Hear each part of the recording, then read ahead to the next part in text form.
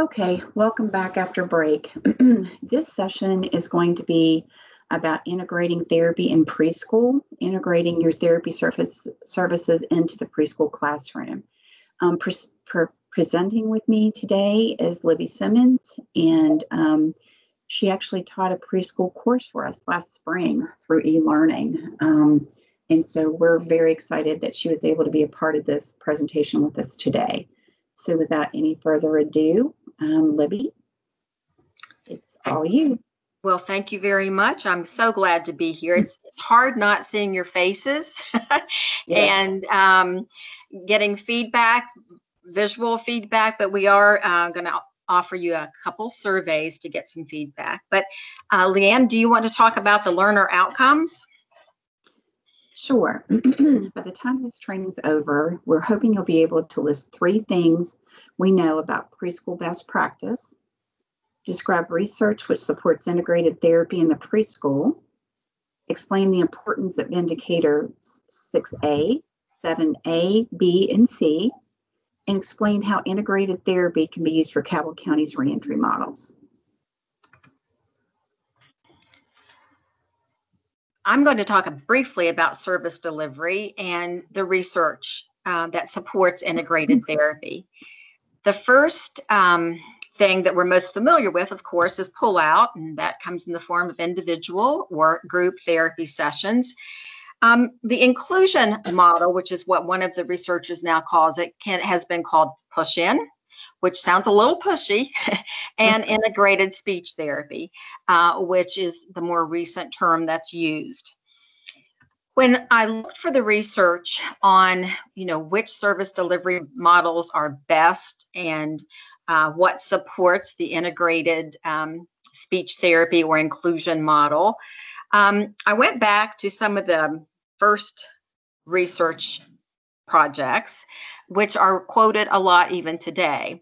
One was by McGinty and Justice in 2006, and they looked at a lot of the research that had been done, and they looked for experimentally designed studies. And what do you think they found or didn't find? It's really hard to do a controlled experiment and research in a service situation because there's so many variables that we can't control. They wanted to find information on pull-out versus inclusion, and they were looking specifically at expressive and receptive language. They found 3 studies that kind of helped them a little bit. Some of the studies were too small, or some didn't have the controls that we can have if we're doing an individual session or in a lab or something. But they did find that the benefit to classroom-based over pull-out services was evidenced in vocabulary goals. And of course, that makes sense because if you're in the classroom, you know what's being taught and you know how the teacher asks for students to do certain things or ask the students questions and what the vocabulary is. So that kind of made sense. And then this Siren in 2010 is quoted all the time because he looked at, in his group, a large group, at 255 different studies to see, what information they could glean about service delivery and how that impacted the outcomes. They found 5 studies that they could really use that were completely experimental and met all the research guidelines. But they offered a lot of good information about that we need more information. Because again, it was a little hard to control some of the research variables, but he did find some information that we're going to describe in just a little bit. In 2011, Brandel and Loeb, and Dr. Brandel is teaching at WVU, she's the department chair, started surveying SLPs, which makes a lot of sense. We basically can tell what's working and not working by looking at our data, by looking at the students. So why not ask what other people are doing and how it's working? So in 2011, they surveyed the school SLPs, and they found that typically they provided therapy about 30 minutes a week, and the more severe students received 2 to 3 sessions of 30 minutes per week, and that most of them were doing in sessions of 30 minutes in length. And it was mostly group therapy. Then ASHA periodically does surveys of the speech therapists in the schools, and they found that the majority of the students received up to an hour of therapy per week, and only 12% received more than an hour.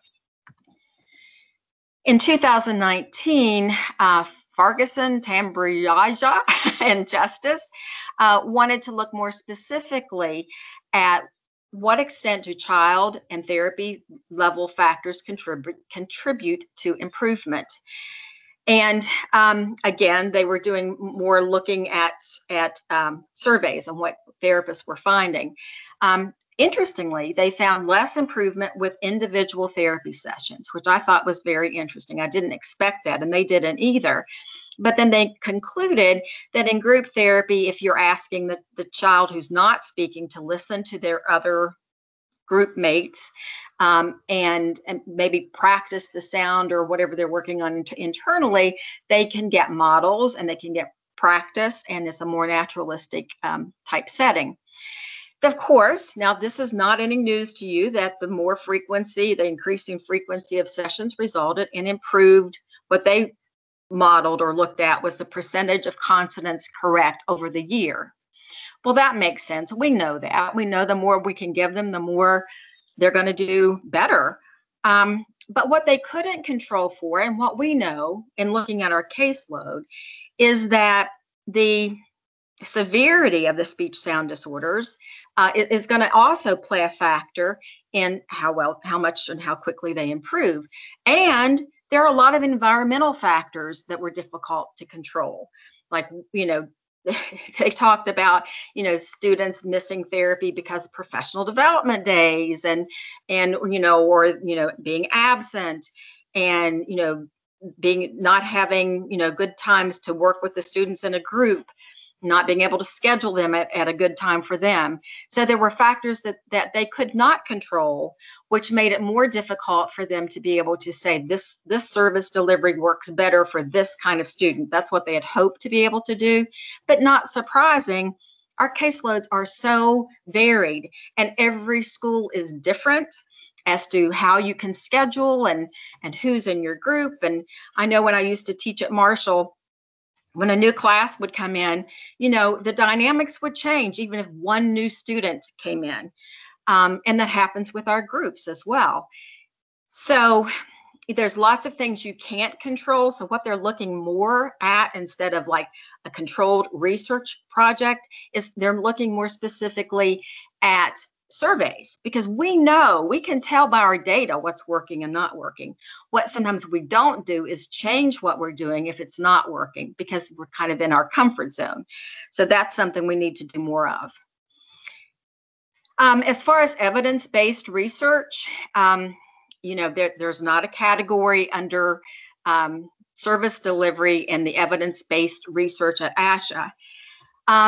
But basically what they're saying is that there's no evidence that suggests 2 half-an-hour sessions weekly is the magic number. That's what they saw a lot on IEPs, but that doesn't mean that's the magic number, that this is going to answer all questions. So we have to look at other variables, which we know that. We know we need to look at the student, we need to look at the severity of their disability, home practice, carryover, all those things. Siren, that's the big study that's referred to a lot, found, though, that in many instances, classroom-based services were at least as effective, if not more effective, in helping students to meet speech-language objectives, especially in the preschool. But there's not a lot of research that says the integrated push-in services are the way to go either. I mean, we know, too, some kids are great candidates for that and some are not. So much it depends upon your professional judgment and your monitoring what's working and not working. We do know, and we're seeing this everywhere, there's lots of research and evidence that says that collaborative services are certainly much more effective. So you're hearing a lot at ASHA about interprofessional practice activities. And of course, that's just when we, from different professional backgrounds, work together to deliver the highest quality of care. And it's being talked about, it's being emphasized a lot because it works. And some of the benefits of the IPP activities, look at the date, 1999. People were already talking about collaboration then. It's become more of the thing to do now because there's been more research. And also, we're being held accountable for students' progress in academic performance. And we need to be more of a team player. But look at some of the benefits. The big one was generalization. How many of us talk about, well, he does great in therapy, but then I used to have students, they do their S sound perfectly in the therapy setting, and then they'd walk out the door and they wouldn't use it. So generalization is an issue, and it's helped a lot if you're collaborating with the teacher and the parent. We know that. There's better carryover, there's more consistent progress. And the big thing is they have more opportunities to practice if we're collaborating. I'm not going to read all those to you, but a lot of this, just being in the classroom, talking to the teachers, knowing what's going on in the curriculum, knowing what you can work on to reinforce what the student's doing in the classroom, all of those things are beneficial for the student in multiple ways. We also know that coaching works. There's been a lot of studies on professional development. And while a good seminar, whether it's live or a recorded module can be wonderful, sometimes, I don't know if you've ever had this, you hear about it, you're all excited, you're ready to go back and do it, and then you kind of get stuck. We find that a lot with AAC. We say, yeah, we're going to use it in the classroom. This is the perfect match for the student. And then, how are we going to make that work?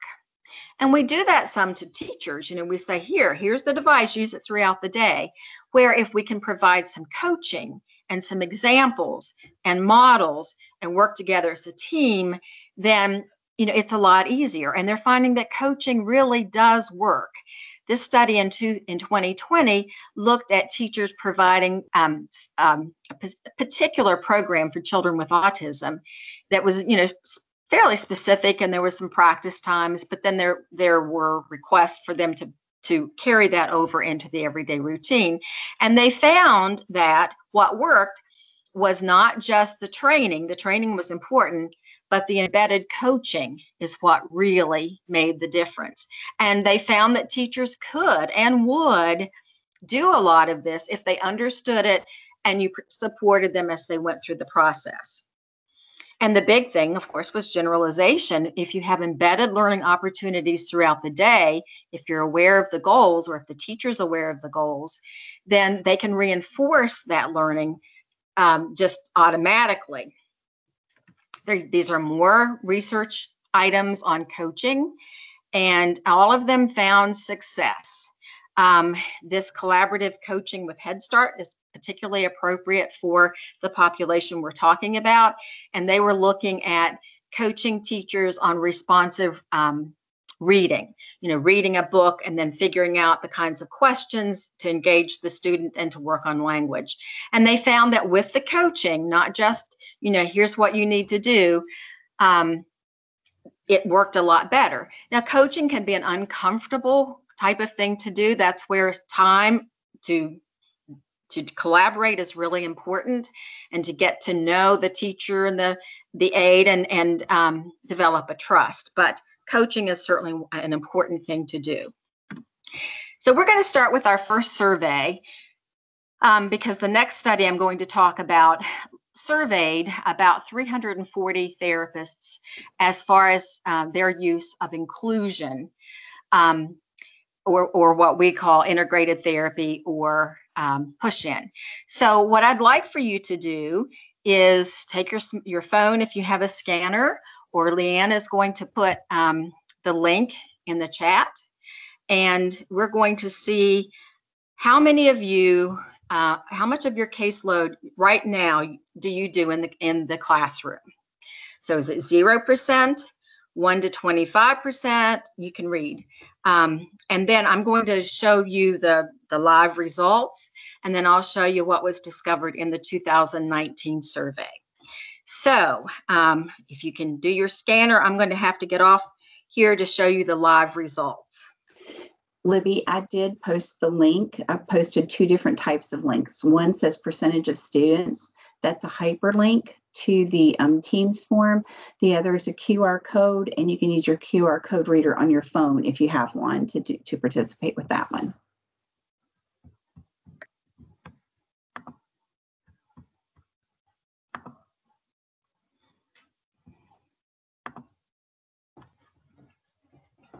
So just start posting your responses and we'll start looking.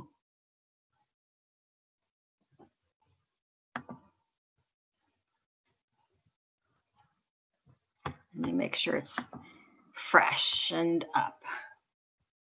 The link is not working for you? I don't know about that. Let me try to post it separately and see if that helps. Just 1 second. It's working for some people because we have 18 responses so far. Okay.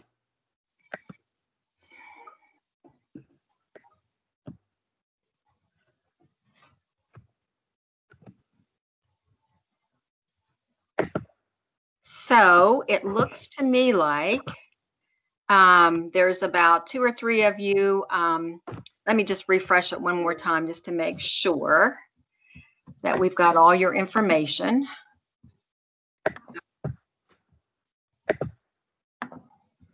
Okay, so it looks like there's a few of you that aren't doing any, and we also, I mean, we're not taking into consideration the fact that you might be working not in a preschool, or you're working in a school where you couldn't do that. But it looks like the majority of you are seeing some students in the classroom in that 1 to 25% range.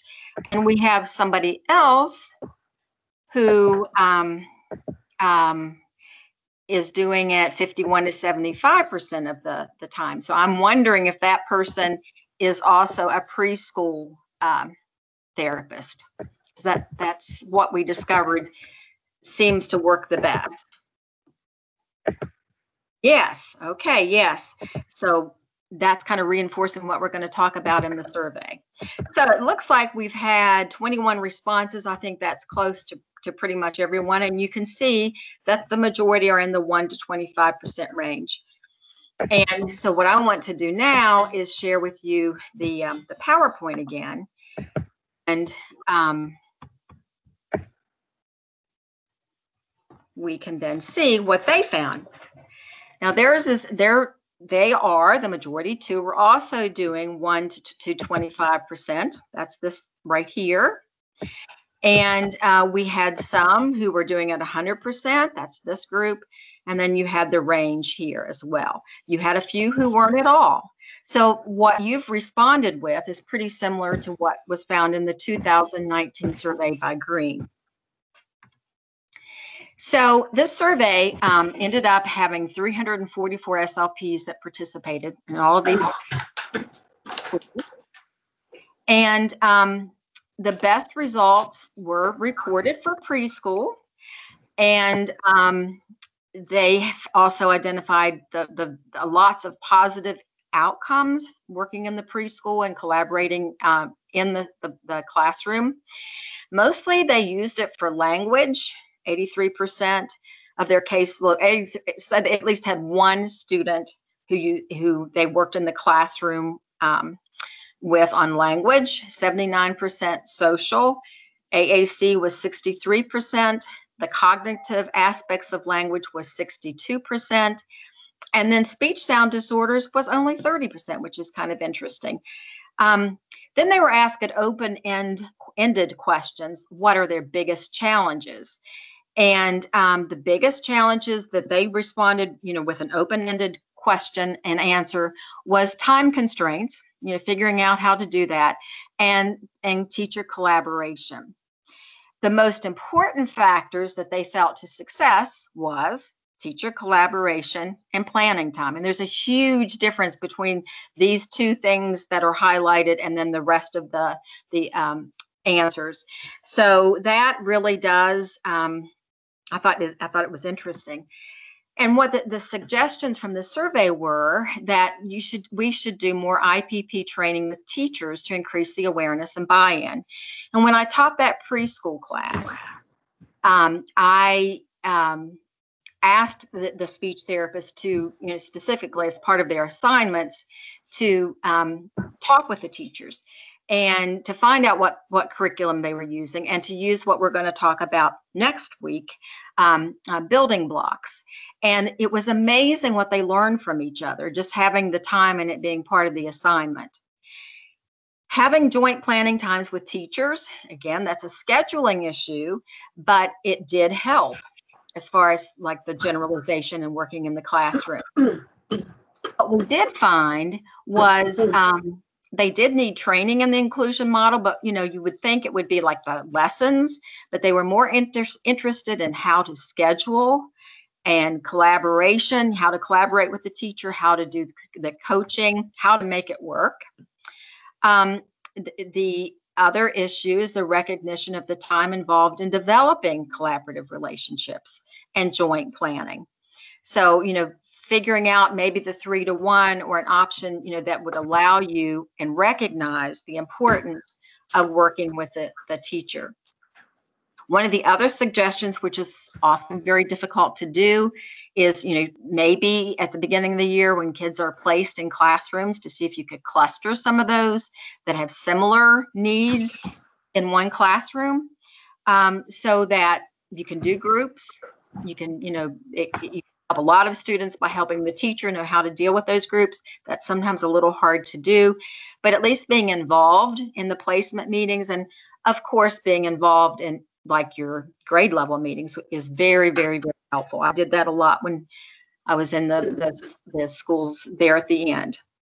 So lots of good suggestions. These are things you already know. So as it relates to research, I think we know, we see, we monitor, but it's hard to get that information, and we're often too busy to participate in these surveys, but yet that's where they're going to get the most of the information. So maybe next time we get an email that there's a survey, we might be able to take the time to do that, because they can't control like you would in a regular research project. So it's going to be more surveys and more how things works, or what doesn't work and what does work. So hopefully we'll add that to our to-do list. It certainly is valuable.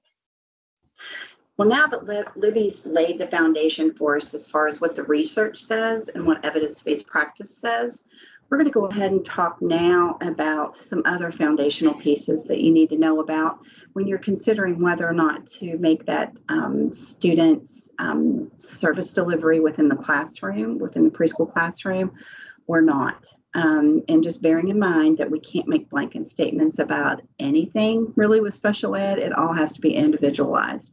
So there'll be some times that you'll need to see a student outside of the regular preschool environment.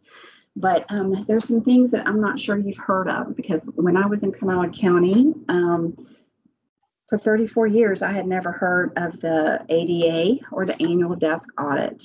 But that's something that your special education director is responsible for, not only turning in all the information for it, but also trying to address what happens if they don't meet the requirements that are set forth by the Office of Special Education Programs.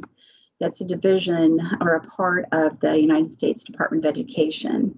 And as the West Virginia Department of Education Office of Special Ed, we have to turn in a yearly report called the State Performance Plan Annual Performance Report. And with that, we have to take all the data that is turned in and all the ways that county special education directors have said they're going to address areas where they didn't meet requirements. And that's how we're judged as whether or not the West Virginia State Department of Education Office of Special Education has met requirements. So it's a very tedious process. It's driven by the information that you provide, like during your IEP meetings and that kind of thing. Like there are 17 indicators, I believe, and like one of them is graduation, achievement of students, discipline, and there are some others that we're going to look at that specifically are involved in this situation with preschool. Okay, Libby. The first one is indicator 6, and it's specifically 6A, and it's for children 3 through 5, and it's the percentage of students aged 3 through 5 with IEPs attending a regular ed childhood program and receiving the majority of their special education and related services in the regular early childhood program. So that is an indicator that has to be proven by your students' IEPs, and that's the reason you get the codings that you do on the services page and the LRE page. That information goes into this information on the ADA. And it's really important for us to know about this, and also like OTs and PTs, because, for instance, if we see, traditionally, we have pulled students out for services. What you just did in your survey demonstrated that. And with preschoolers, we traditionally pull them out to receive services in our therapy room. But it's important for speech language pathologists to know that that indicator, if these students are speech only and you pull them out for all of their special education services, which is your speech service, then they're going to be 100% of the time outside the regular education environment. And that's going to be a child who does not, an IEP that does not meet this indicator. So for instance, if you have a student who's speech only and you want to do pull-out services, they need pull-out services. If you at least make that pull-out service 50% of their service provision, and then 50% of the time in their regular early childhood program, then that indicator will be met. Now, one thing I need you to understand too is it's the whole county as a whole that's averaged together. So it's not just one student's IEP that's going to throw you out. But I think it's important for you to understand that this is information that will be gathered, and to not just do what we've typically done, because we get into a routine. We know our comfort zone. You typically go to an IEP meeting and you say the student needs pull-out therapy, for instance, twice a week for 30 minutes. So with that, we haven't individualized for the student, and we haven't considered whether or not we could provide any of those services within the regular education environment for preschool, especially if those students have language services. Okay, you can move this ahead. And as I told you, districts have to go ahead and write improvement plans. And these are just some of the activities. I wanted you to know that this happens behind the scenes. So these are just some of the activities that special ed directors have used to address how they're going to make sure that that indicator 6A is met. Investigate resources like instructional supplies, materials, space, and that kind of thing to increase the provisions of service in the early childhood program.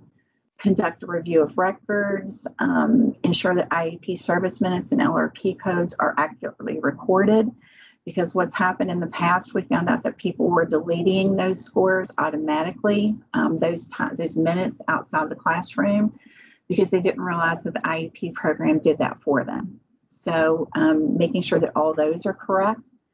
And then providing additional guidance documents to teachers and SLPs to ensure providers understand the procedures for determining appropriate placement options for students. Okay.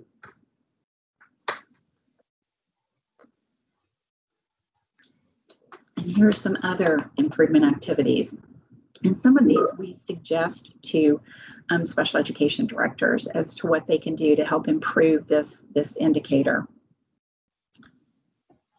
Okay, then Ensure that pre-K teachers, related service personnel, and others have the opportunity to attend trainings and conferences to explore service delivery options, and have related service personnel conduct a focus group or participate in professional learning communities regularly about the early childhood program, and determine when children could benefit from therapy within a group setting in the early childhood program. And that includes physical and occupational services, occupational therapy services as well. Okay.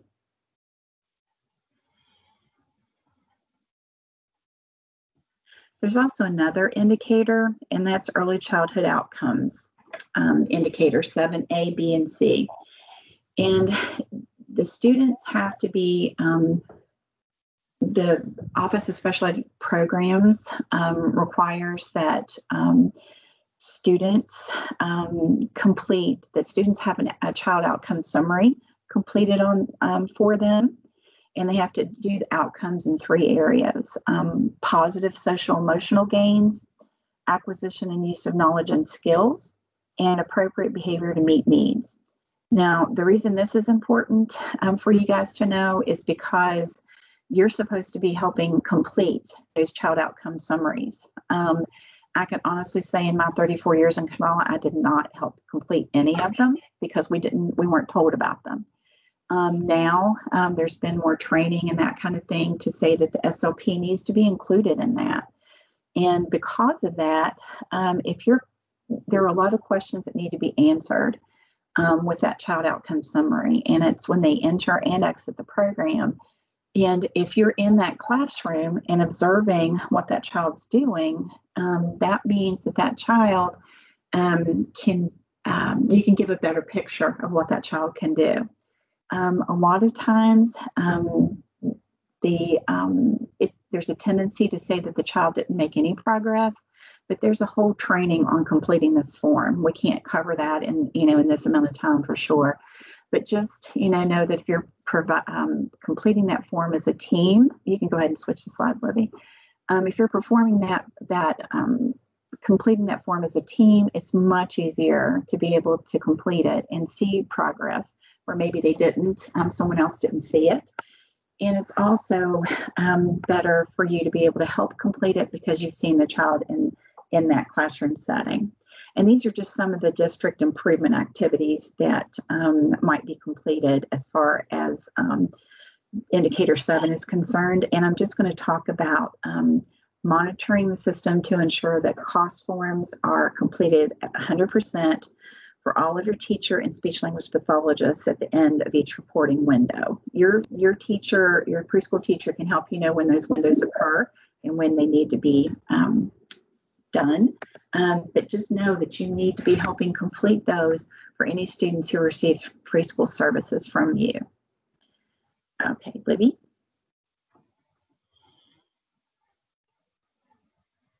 And one thing we wanted to talk about too, we've been talking about this actually for about 3 years now.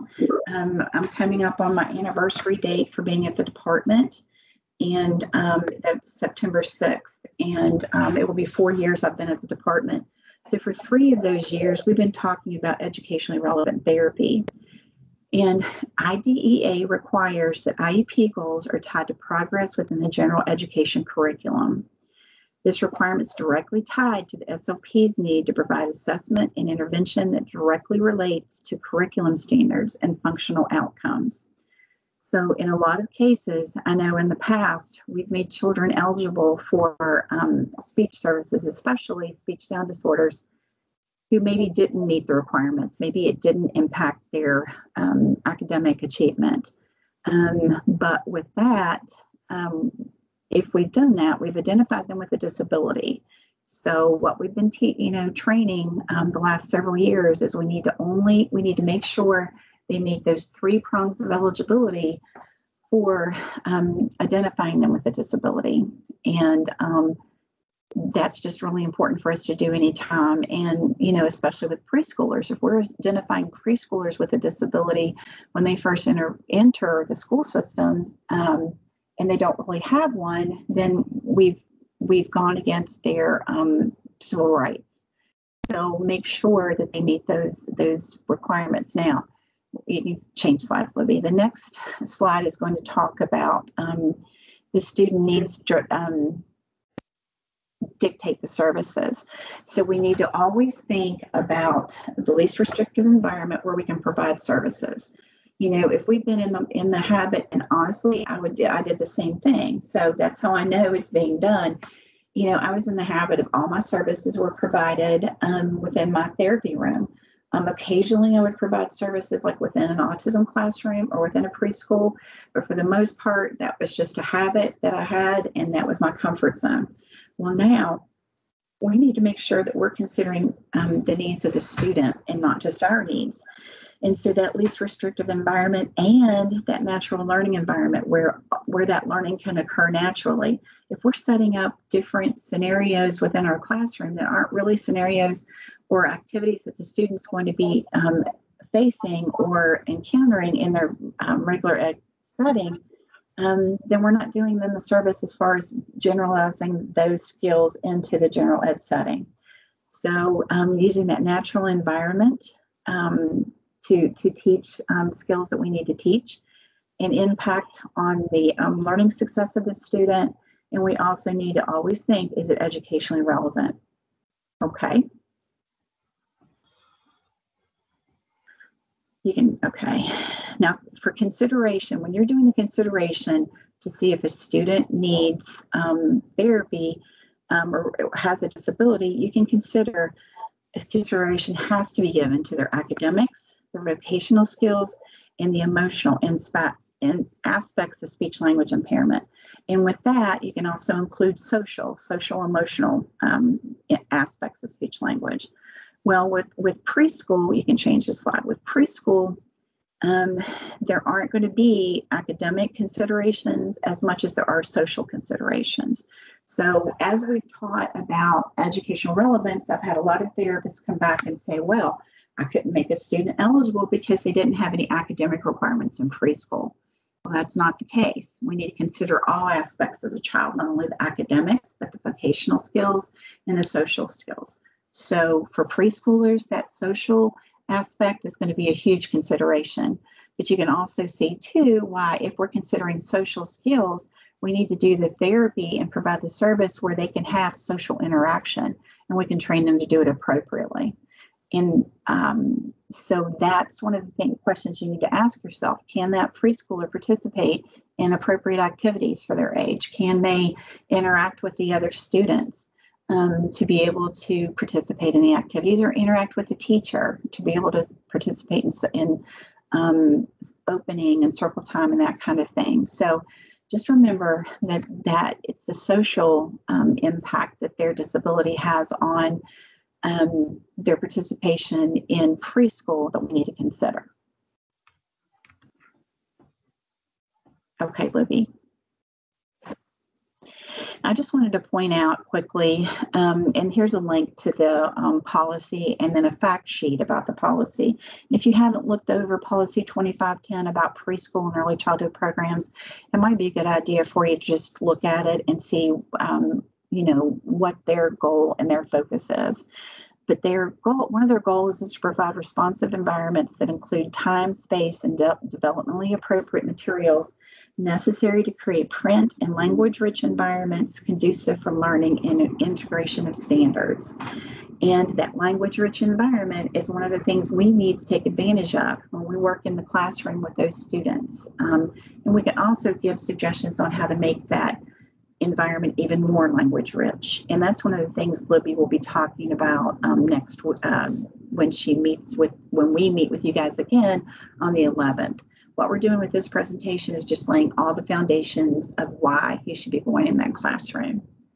So one of the things that they mentioned, and one of the things I want to be sure and point out, because it is important, is that the policy 2510 specifically states, and Ginger Huffman, our preschool coordinator, when she does trainings, always says no worksheets in preschool. Okay, Libby. And so now I get to talk about my favorite subject. Well, my second favorite. AAC was one. I'm having some feedback for some reason. I'm not sure. Okay. One of my second favorite subjects is preschool. I mean, my ideal job would be to be a speech therapist who runs a preschool. But what I discovered in preparing for this class that I taught on e-learning, and I looked a lot at the research with ASHA, and they talk a lot about early intervention, and they talk about school-age kids. But then there's this little preschool in between that's kind of both. And so for our 3-year-olds entering preschool, a lot of the early childhood best practices would apply because they don't suddenly become school age. And so I look at preschool as a bridge between their home and their early childhood days and their school time, and in preparing them for school. But through that process, you might be taking on some early intervention principles as well. We know the importance of preschool. I mean, if kids enter kindergarten with a speech sound production problem and poor phonological awareness, they are at significant risk for literacy problems. And when looking at the Reading Council, they have 5 components of effective reading education. 3 of them we do: phonological awareness and vocabulary and comprehension.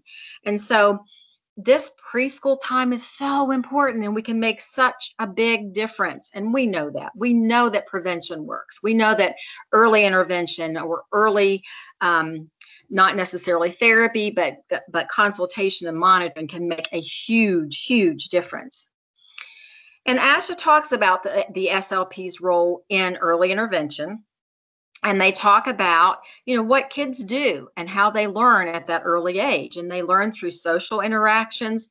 They learn best in natural environments when they are really involved in the activity.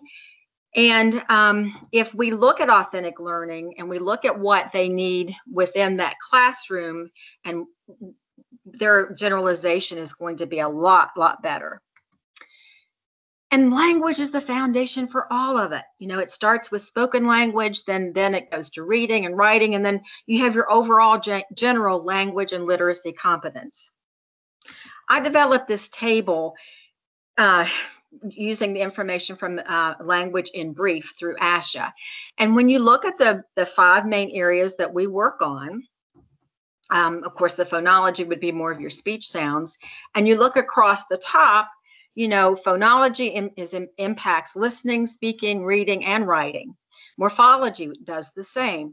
So you can see where it builds upon the next level. So, what you teach in speaking and in listening and using good language and good models and pragmatics applies and builds onto your reading and writing. And of course, your content standards are divided into these areas as well. So we often have questions about, well, I don't work on writing, I don't work on reading. Well, you work on components of reading and writing. And if those areas are weak, then those areas will be certainly noticed in the reading and writing. So we have very common content standards. When I did the preschool class, and I had the teacher and the therapist talk about their goals and what they were working on, they found that they were working on very similar things. Leanne, do you want to take this, or do you want us to move on since it's 10 till? This is just looking at some of your content standards and how those are very similar to your goals. And, we've talked about standards-based IEPs. So you're working on the same things. We just all have to sing from the same page and do it in similar ways so that it's the most beneficial. And of course, play. Play is what kids do in preschool, and we want them to learn cooperative play and taking turns. And this is when you start seeing pragmatics issues, following directions and rules, managing the transitions, developing positive relationships with children and adults. That's what play and that's what the preschool classroom is working on, and so are we. So one of the things I discovered that's been around for a while, but it's very research based, is called building blocks for preschool. And a lot of the preschool teachers received this book, and I was able, thanks to Leanne, to provide it in my class. And the speech therapist loved it because it talked about the different aspects that makes a good preschool program. The base, the foundation, is an evidence-based curriculum. So that's like your curriculum or whatever your county uses. And collaboration, that is critical for making it all work, and that's what they build upon. Then on top of that, you have curriculum modifications. So for example, an AAC student, we have to modify how they participate. We might have to include opportunities for them to ask questions, or they might have to answer in a different way. And that's what we're doing all the time, or at least the preschool teachers are doing all the time, and hopefully we can be involved with that. Big building block is the rich emergent literacy, which again, it's still language. It's just there might be opportunities for them to pretend like they're taking down an order, or pretend like they're writing a letter to someone.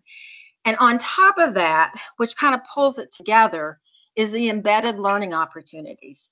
What we've discovered in our own work is the more practice that a child gets or a student gets, the better they're going to learn it. I mean, you think about learning a language. If you only get 2 30-minute sessions of learning a new language, and that's it, that may not be enough for you to learn the new language. Well, what they're finding that's workable for teachers and for parents is if you embed these learning opportunities, if you know what the goals are for that student, and everybody embeds that into the whole classroom routine, then they get lots of practice opportunities, and the generalization is better and the skill improves. So one of the things that the building blocks of preschool emphasizes is this embedded learning opportunity, which we'll talk more about next week. So the principles, we'll go over these quickly because we're running out of time, but again, the early childhood should be in the natural environment. The routines are critical, finding out what they do every day and trying to build in goals into those routine activities. And children practice what they see, do, and enjoy throughout the day. So to find out what, like Leanne was talking about, the reinforcement routines, what center do they migrate to? How can you take that center activity and build upon the goals that you know that the student needs to work on? And one of the biggies is that we don't move our clinic into the home or the classroom. They talked about that a lot in early intervention. And I used to do that. I'd bring my little bag of toys, and the kids loved it because there was new toys and they weren't familiar with them. But really, if we can take the activities and the toys that they have in the classroom or at home and build on it, and we are good at that. We could, I hate to talk about my age, but when I first started, we didn't have many materials and we had to use what we had. But, there are so many things that you can do with blocks. In fact, there's a whole book on using blocks to learn math and reading and writing that Ginger shared with me. So it's not so much the things as it is knowing what they're working on and how to make it an opportunity for the student to learn a specific skill. Some kids, you can't do in group. They're going to need individualized instruction time. We know that. Asha talks about having a fluid service delivery model in which you can kind of change back and forth a little bit between like group and individual or more specific. And we'll talk more about that later. So Miss Leanne, the services. Yes, we're just going to go through this very quickly because we are running out of time. The services, when you're deciding to write your IEP services, just make sure that they're effective, efficient, and evidence-based. You can change it. Effective, these are all the reasons, all the questions you need to ask yourself to make sure that your therapy that you're providing is effective.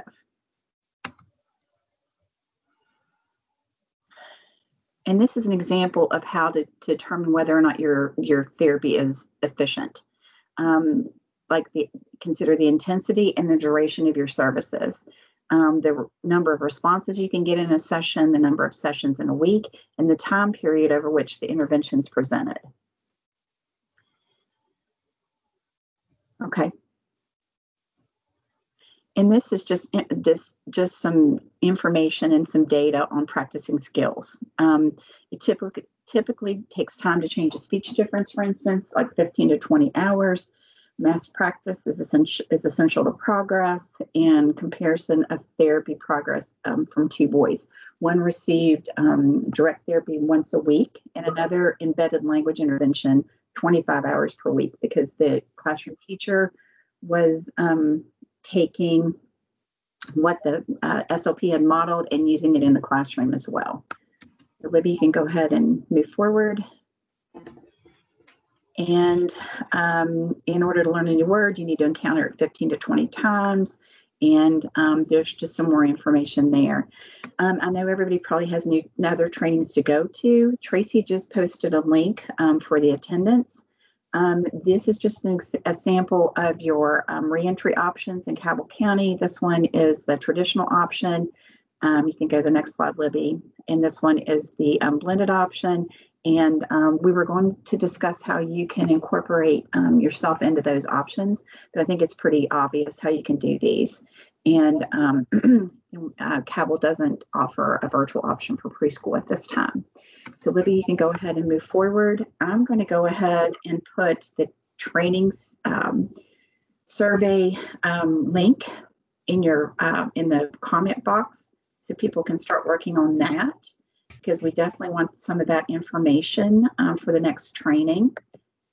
And then while they're completing that, Tracy, I just wanted to ask real quickly. I know we provided some books for you guys, but I think they were on AAC. Did we give you the building blocks book by any chance? I will check my shelf and see.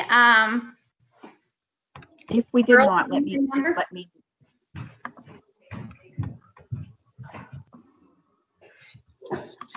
We have, Leanne, we have Make the Connection. Okay. And we had given out. Yes, we gave you that one, and then the other book with the CD about AAC. Yes. So we'll send you building blocks books for all of your therapists. If you'll send me the number, we'll send you the books. All right. Okay. And I know you guys were talking about the virtual, and where the stance is there is no virtual for pre-K. But for us, we want to make sure that we're keeping connected with our families. So if a family decides not to send a student, ladies, we are at least offering therapy through teletherapy. They can do mommy bringing. We need to keep connected to these babies so that we don't lose them and their needs don't go unaddressed at all. That's excellent. That's an excellent plan. And just realize if that happens, you shouldn't have to change your IEPs. Unless you've been doing all of your services within the general ed classroom. So with that, there were a couple of questions. But I'm not seeing responses. So I don't know if people are not getting the link, or there's... I think they're probably filling out their attendance and they're getting ready to go to the next item. So I'll tell you what we'll do when we send out their certificates. We're going to send you a link for the training needs, because Libby wanted to have that information to plan her next session on the 11th. So it looks like some things are maybe coming in. Okay. That is awesome, guys. Thank you for doing that. We really appreciate the invitation to spend time with you guys this morning. Please know when Libby was talking about coaching, we're available to help coach you guys as well. If you need to set up times with us to help, talk you through things or ask questions, we'll be happy to do that anytime. And we'll also be providing some more webinars and that kind of thing for ASHA CEUs as we move along through the year.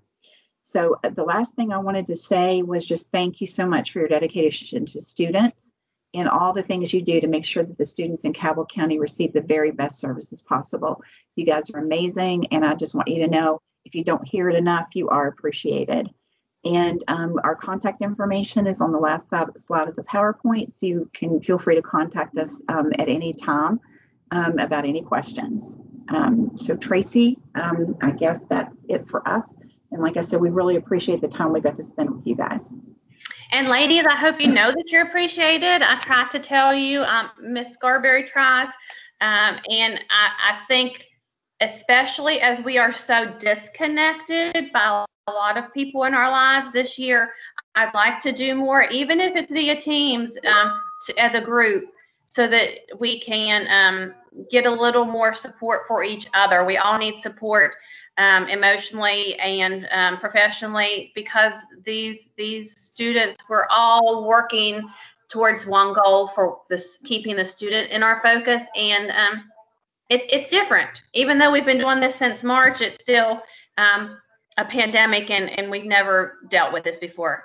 And I want to especially make sure we support our new therapists because we have just such good therapists in our county. Leanne and Libby, thank you for taking the time. I know you all have other things to get to too, and we do super appreciate you all.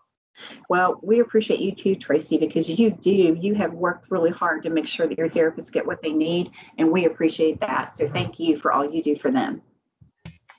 Ladies, you all have a good day, and let me know. Feel free to email or text me if there's something that did not get answered. I apologize if it was a county-based decision, and I know there's the Schoology issue, but I was going in between trainings. Follow up with me if you need to text me. Thanks so much. Bye-bye, everybody. Have a good day, everybody.